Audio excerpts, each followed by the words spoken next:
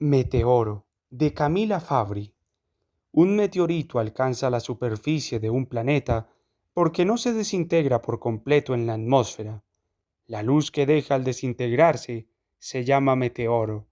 Documental Nat Geo Wild. Elisa para un taxi con la mano alzada, como quien intenta detener el tráfico entero de una avenida. Eran las 3 de la mañana. La cena con su hermana se había prolongado más de lo que hubiera deseado. Hablaron de la vejez inminente de su madre, de los temblores en sus manos y piernas, de que pronto debería interrumpir su trabajo y ellas, entonces, deberían empezar a hacerse cargo. Si le pagaban a alguien para que la cuidara, la mujer podría empeorar viéndose a sí misma en manos desconocidas. Lo contrario dejaría a las hermanas en la necesidad de ir todos los días de semana a la casa de su madre de más de 70, sosteniendo diálogos que una no desearía. ¿Quién sos vos? ¿Qué haces en mi casa?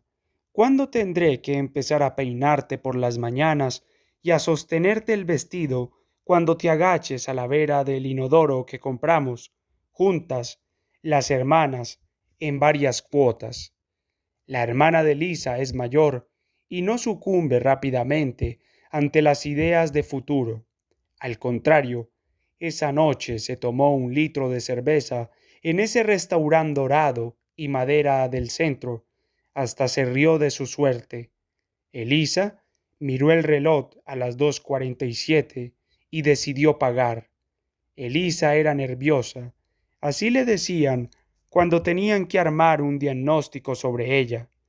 Caída de pelo, ansiedad excesiva, sudor en las manos, delgadez inmediata si se salteaba la comida, palidez, comentarios demasiado profundos sobre las pequeñas cosas que tal vez nadie ve, llanto con lágrimas ante publicidades o películas de cable, debilidad muscular, presión muy baja y en ocasiones algo alta por el exceso de jamón. Elisa parecía una nena olvidada en un changuito dentro de un supermercado entero, y ese desaire, al contrario de anularla, la favorecía. El taxista la miró por el espejito. ¿A dónde vas? Afuera todavía estaban encendidas las luces de varios locales. Algunas parejas caminaban abrazadas. Jovencitos empezaban a pedir monedas con más énfasis en los gestos. Elisa nombró la dirección de su casa. No registró al hombre. Miró por la ventanilla. El viento la abrazó mientras se sumergían en calles oscuras. Cuando se detuvieron en un semáforo en rojo, el taxista y Elisa pudieron oír nítida la discusión de un hombre y una mujer en plena calle. Ella le agarraba a la remera, mientras el hombre le hablaba bien cerca de la oreja, en la nuca. El taxista le hizo un comentario jocoso a Elisa sobre la pareja, pero ella no respondió. Miró para abajo, hacia sus propios pies. El conflicto, ajeno o propio, jamás podría sacarle una sonrisa. El auto arrancó. Elisa miró la pantalla de su celular. Releyó las últimas conversaciones con una amiga, con su madre, con el grupo de canto del centro cultural.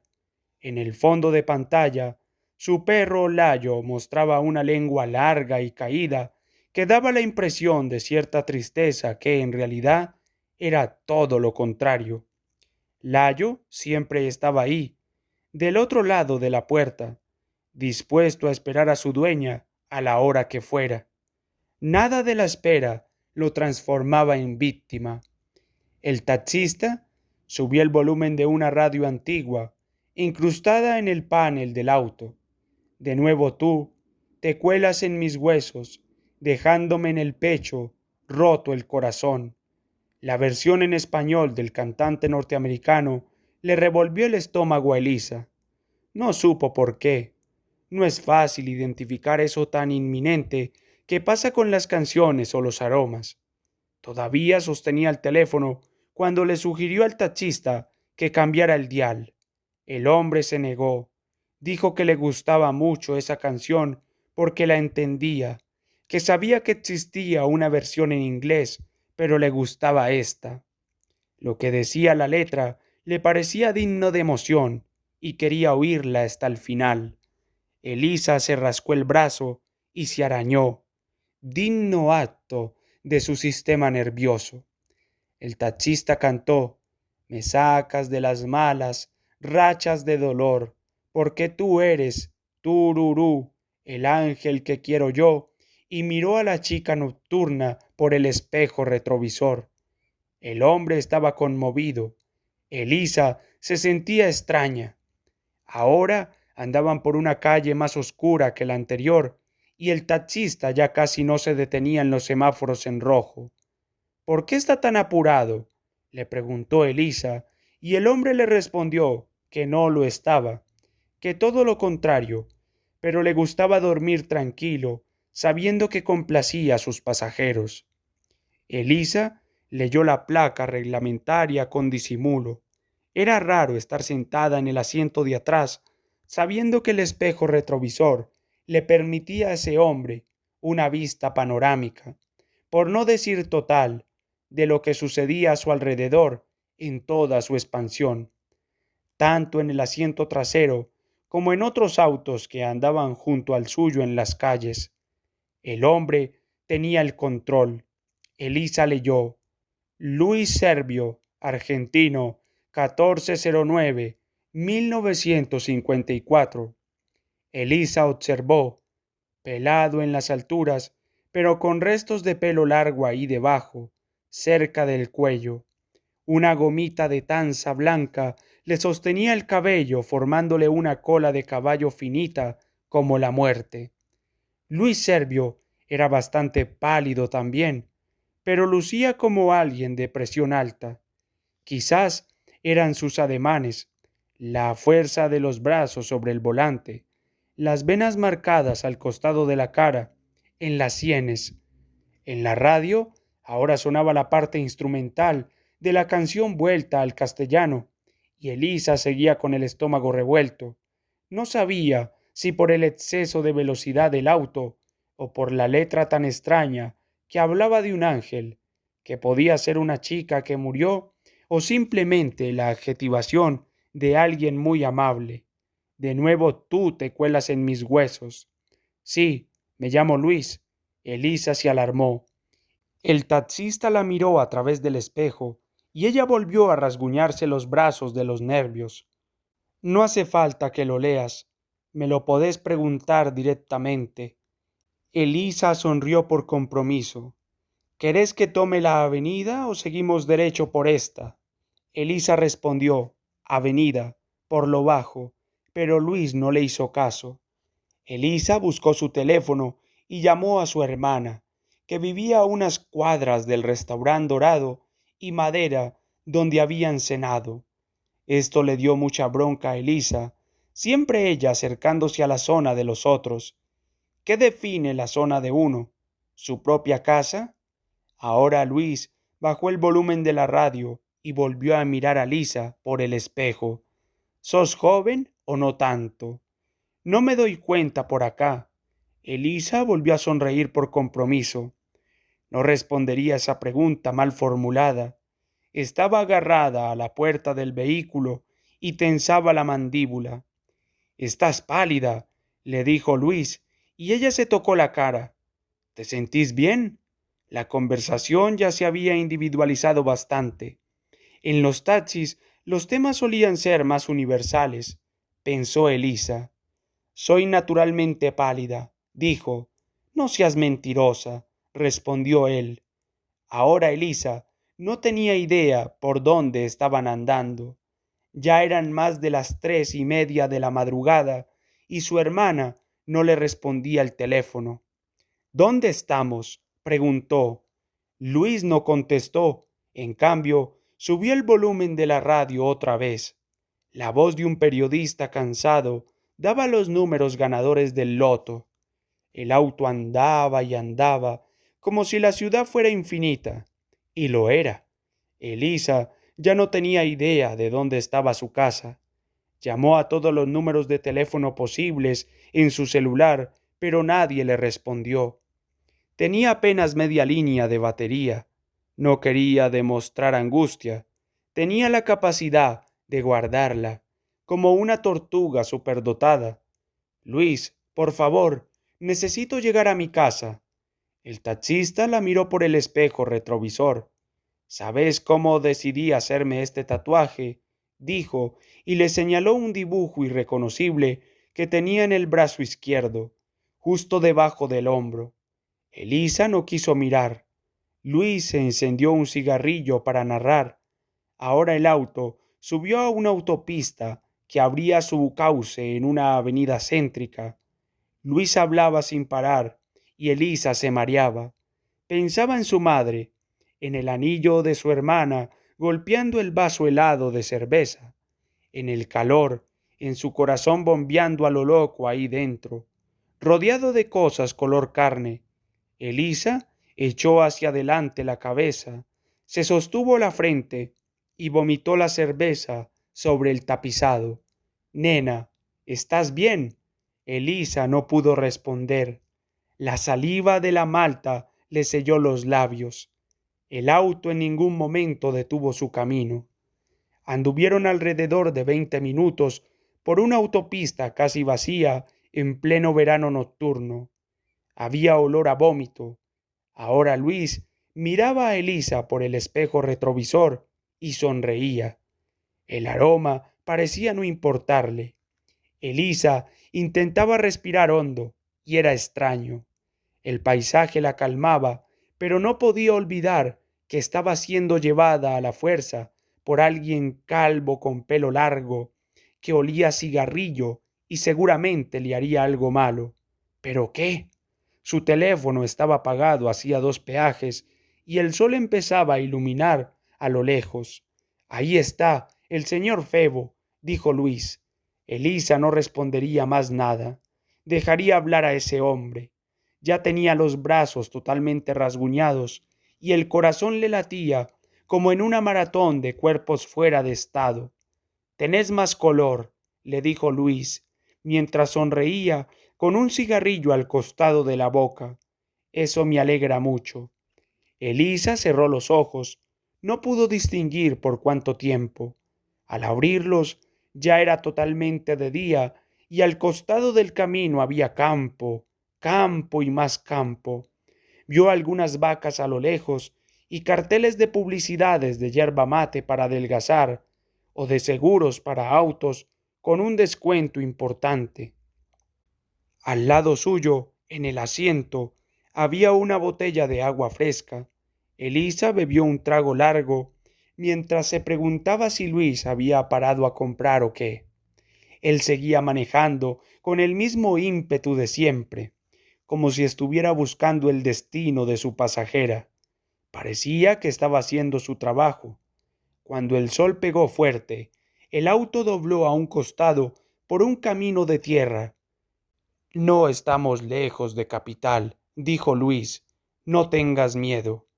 Ahora la ruta era angostísima y a los costados había pasto seco y alto y algunas casas con persianas cerradas y niños sentados en bancos recién despiertos tomando agua de botellas de plástico o leche de tazas con dibujos de superhéroes.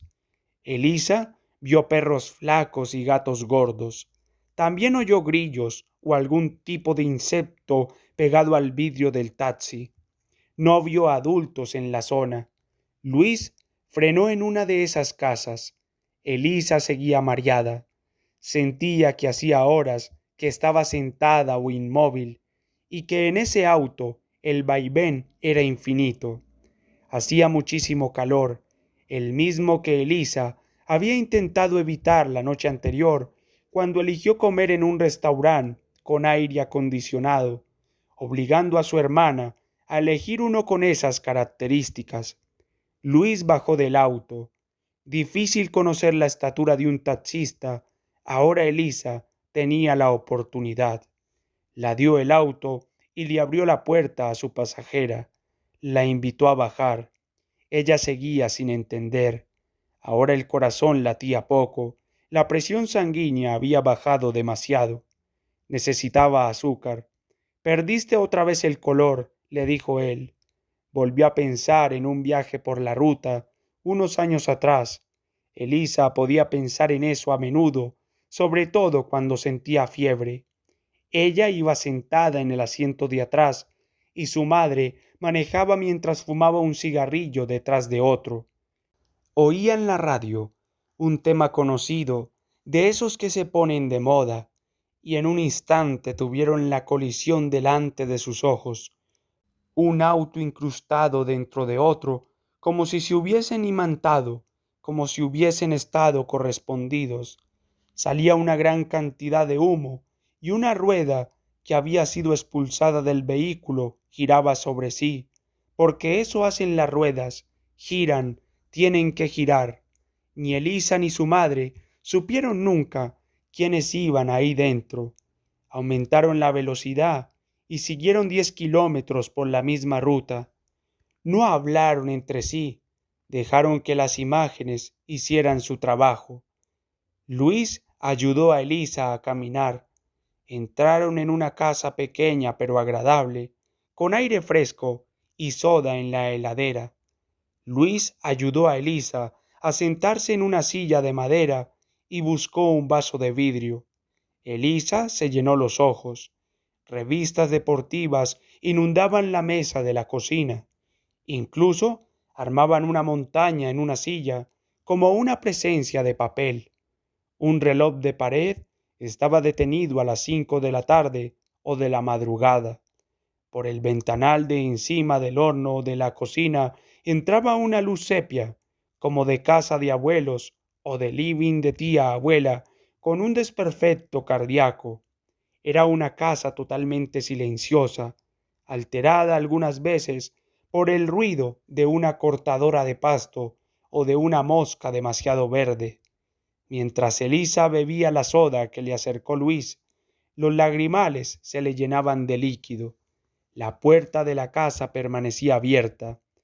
¡Un enchufe! Luis le indicó con un gesto y Elisa conectó su teléfono celular. Oyó ruido de objetos de cocina ir y venir. Era Luis preparando un desayuno potente. Elisa lo miró hacer y volvió a detenerse en el tatuaje que tenía en el brazo, ahora nítido, el signo del infinito. Como un viaje que no termina, pensó. Hubo un rato de silencio en el que solo se oyó el vaivén de la puerta de la heladera, el golpe de algunas cacerolas, la tijera al abrir el sachet de leche, una cafetera, el clic de una tostadora. Ahí a lo lejos, pegado con cinta scotch y mirándola fijo, la cara de un jugador de fútbol muy famoso decoraba la pared sobre la cama de Luis. Alguien más en la casa, pensó Elisa. ¿Me dejas hacer un llamado? Luis dijo que sí y le alcanzó el teléfono. Elisa marcó el número de su madre. La llamada dio 3 tonos hasta que, del otro lado, apareció la voz entre ronca y aguda de este mundo y de algún otro. ¿Quién es? Elisa la oyó respirar. Miró a Luis, que ahora servía 3 tostadas en un plato hondo y unos huevos revueltos en un cuenco de vidrio. Elisa, ¿sos vos? Elisa cortó el teléfono. No supo qué decir ni qué hacer. El futuro ahora era algo más borroso. Después del desayuno, Luis invitó a Elisa a sentarse en el palier de la casa. El sol era rajante. No te preocupes, no estamos muy lejos de la capital, repitió. No tengas miedo. Elisa se animó a mirarlo a los ojos por primera vez. Luis Servio era un hombre repartido entre el deseo y la acción, desmedido y rebalsado. En la comisura de los labios se le agolpaba la saliva y las cejas arqueadas le dibujaban un gesto infantil previo a la adolescencia. Luis le contó a Lisa que detrás de su casa vivía una jauría de perros que ladraba por las noches. La primera vez que se los oía daba temor, pero después uno se acostumbraba.